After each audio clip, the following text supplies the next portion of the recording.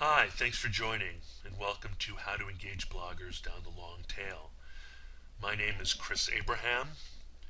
Hashtag for today is Outreach Marketing, and my Twitter handle is @ChrisAbraham. My personal digital PR philosophy comes from the Cluetrain Manifesto. It is a 1999 book, still available and in print. You can also go to cluetrain.com by Rick Levine, Christopher Locke, Doc Searles, David Weinberger. They have 95 theses. Basically comes down to markets or conversation, and that as a result, the market is no longer just the market. The market is not controlled from the top down. It's not broadcast, it's bottom up. And as a result, we have to learn how to engage, influence, listen to the conversation. So the important thing is to realize that it's all about finding people where they live, finding out who your natural influencers are, find out where they live and where they converse, be it a forum or message board, be it on Facebook or Twitter, and most of the time the most accessible place they're available and accessible is in the blogosphere.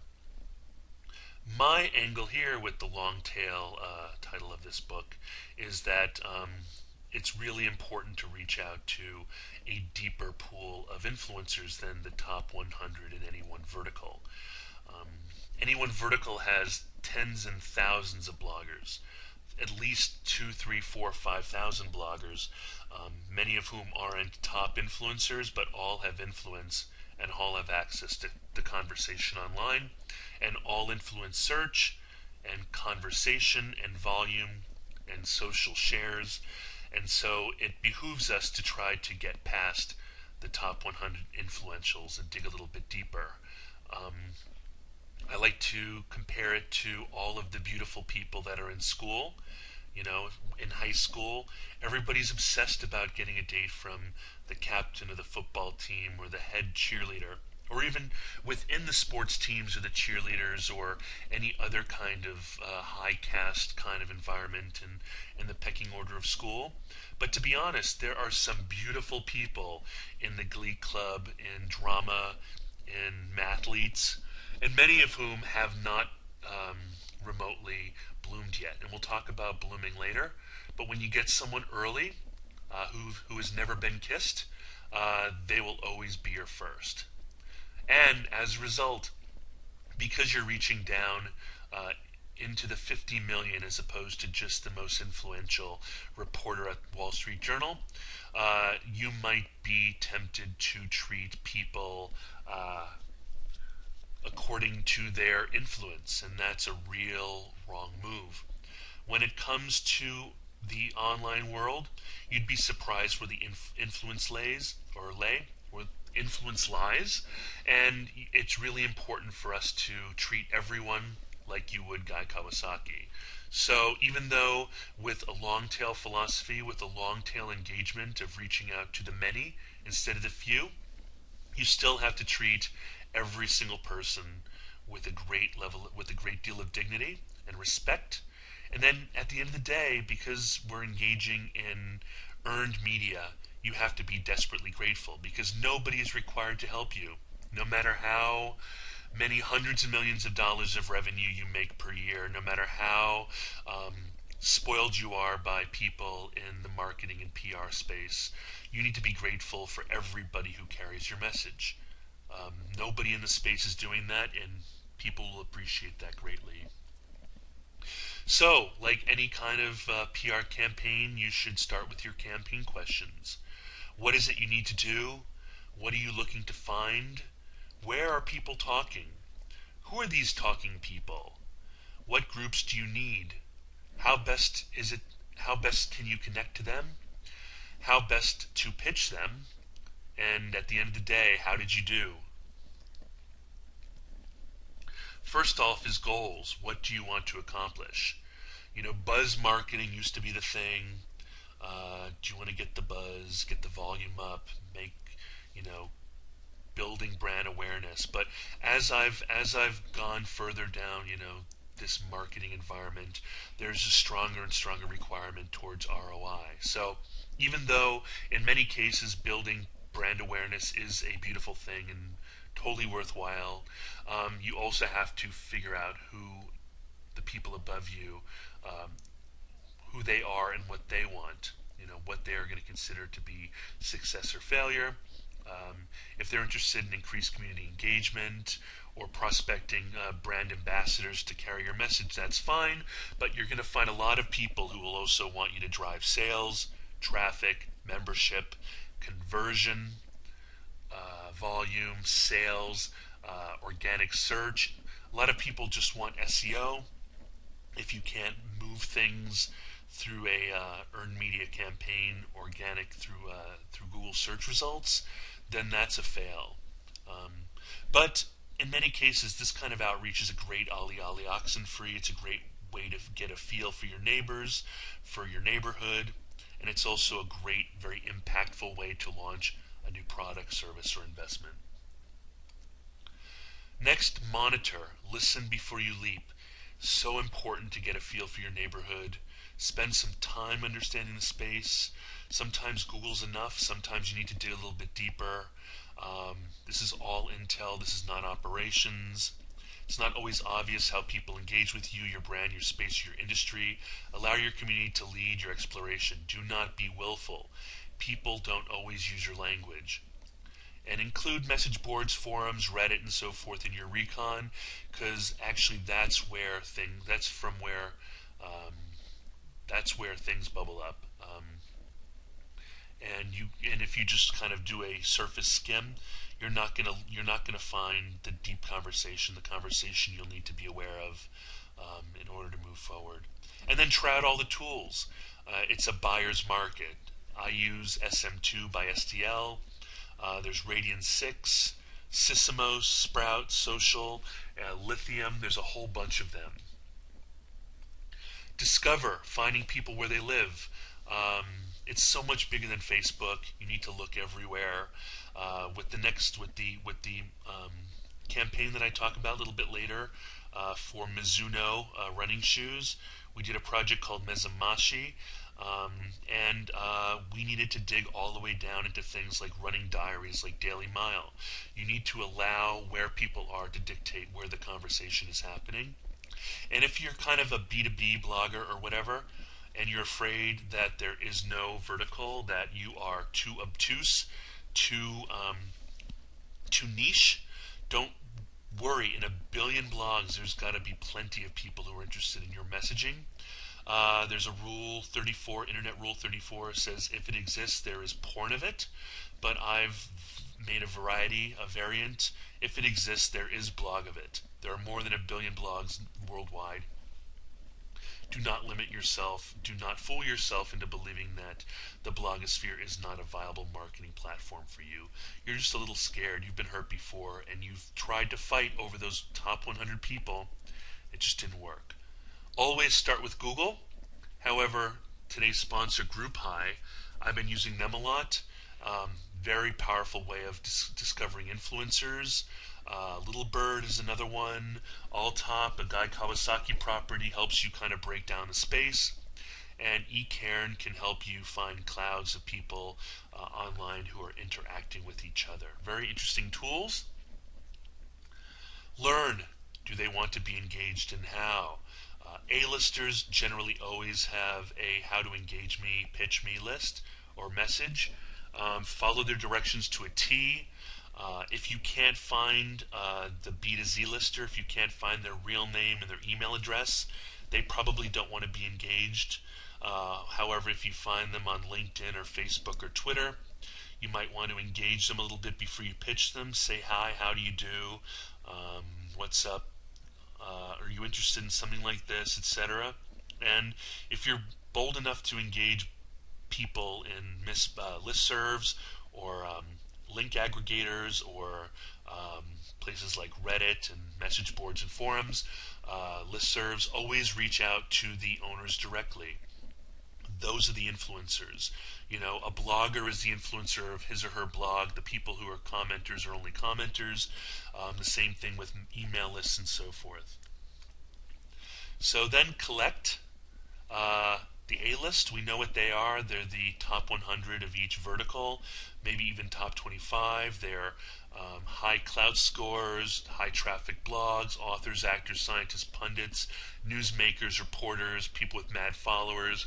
They've already arrived. They generally have an income that is not necessarily editorially dependent. They they are very proud of their editorial neutrality. They might be subjective, but they are not easily paid for. Things are changing a little bit with that with regards to native advertising. They'll blog for free, but free is still expensive because they have expectations as to how they'll be treated.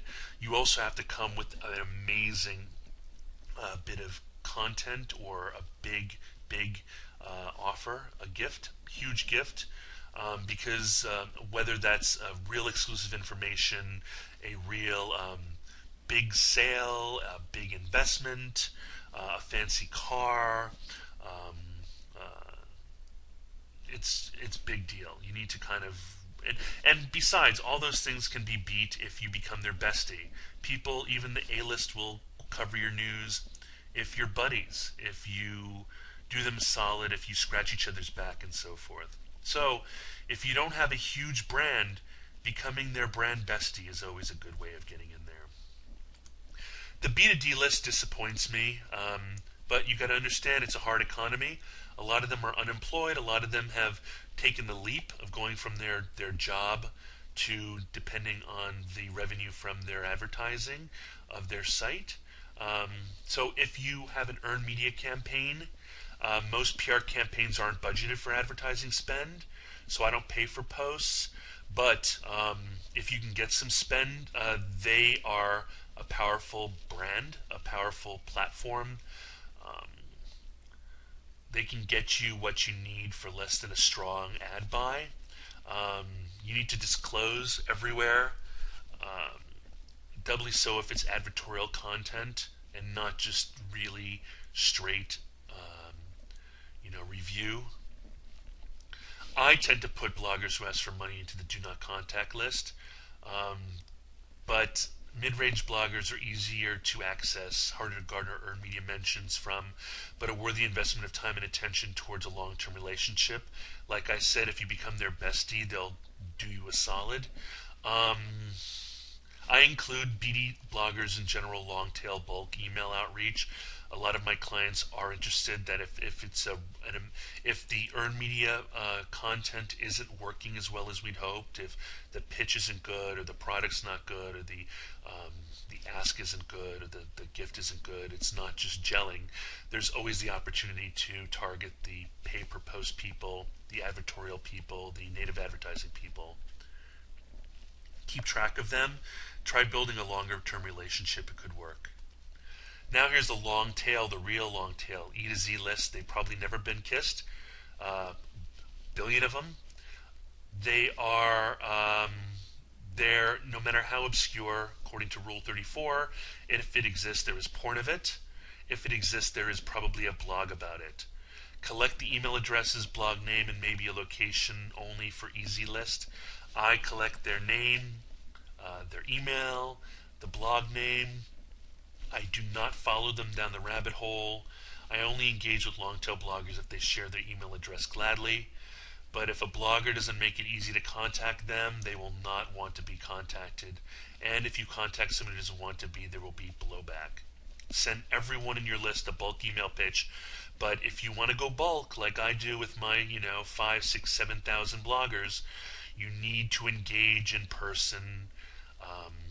But you don't need a warm pitch, because most people don't want to be your girlfriend. They just want to have a date, or boyfriend, or whatever.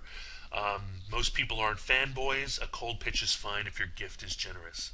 But if you do the big blast outreach, you roll up your sleeves and get in there with bespoke responses in the inbox quickly, compassionately, generously, and kindly. Here's an example of a list I did for Mizuno Mezamashi project. They were a campaign from last year. They wanted to find every single person who identified with being a runner, even if they weren't a professional runner, so that the beauty and quality of the Mizuno Japanese running shoes could be within their knowledge, kind of a both a promotional campaign to try to get them to join the Mezamashi community, but also a brand campaign to let people know about Mizuno. A lot of people don't know. They're more into Brooks or Adidas or Nike or whatnot. This was a real attempt at getting getting brand influence. So engage, pitch it slow and right over the plate. I send big blasts. I send short emails. You don't need to overwrite. With any first date, you can put your foot in your mouth. If someone comes on a first date with you, they're probably already sold. You can just ruin it. So you don't need to overwrite. Try to intrigue people. Less is more. Attention span is limited. Pre-masticate message into easy to understand content. Grade 7. Don't include any attachments, graphics, or inline content. And do not BS. So Matt Collier says explicitly, please don't say you read and love my blog, then pitch me on something that I never cover here. Bloggers are really sensitive to BS. Don't do it. It's not worth it. Even if you reference something that they've blogged about, if they know you're not a regular reader, they'll call you out on that. Especially if you're cold pitching them and they don't know you they haven't known you before. Very dangerous territory. In terms of message modeling, less is always indeed more. Outreach. If you'll see here, there's one link in the email copy. I also mail merge first name and blog name in to make it seem more personal. But look at after the first paragraph, there's that link. The link goes to this. It's an SMNR social media news release. I call it an informational microsite. I use the kitchen sink theory. Don't limit your SMNR to just the pitch. Bloggers are libertarian contrarians, and they want to look at your microsite and they want to choose their own story. So I start with the news items, I start with the pitch, but I give them lots and lots of content below that, and I optimize it for stealing. I have a very pronounced share this bar. I also have, if you'll notice, underneath the Mezamashi Run project video, I include embed code. I pre-link everything so that people can steal, and it would be really easy. They don't have to think about linking, and it's optimized for copying and pasting, including all the graphics and so forth. The magic happens in the inbox. You need to respond very quickly and intimately. You cannot blow this off. You can't just call it in. It's very important to maintain focused on this. Analyze at the end of the day. It all comes down to the bottom line. I track it using SM2. I track it using Google Analytics. I have tracking code in the target site as well as the SMNR. And then I track using keywords using SM2 through Alterian or SDL. And then I can report on it. I can show impact, influence, volume, and so forth. At the end of the day, we got 133 earned media blog posts, 1,350 tweets, and 50 others. Very effective campaign. Here's some proof in the pudding. All these blog posts. Mizuno Running announces Mezamashi Run project. All kinds of fun stuff, including all of our graphics. The proof is in the pudding. You can see all the coverage and the volume. And final words, hugs not horns, always assume good intent, and be kind, for everyone you meet is fighting a hard battle, according to Philo of Alexandria, or Plato, or Ian McLaren, or John Watson. And here's how you can contact me. Please contact me. I actually really love it. I appreciate you visiting me. I know this has been a very quick conversation, a very quick webinar. I'm very responsive to all of my platforms, so I look forward to continuing the conversation on Twitter, Facebook, via email, or anywhere else, including Google Plus and Facebook. Again, thank you very much, and I will talk to you down the road. Have a nice day.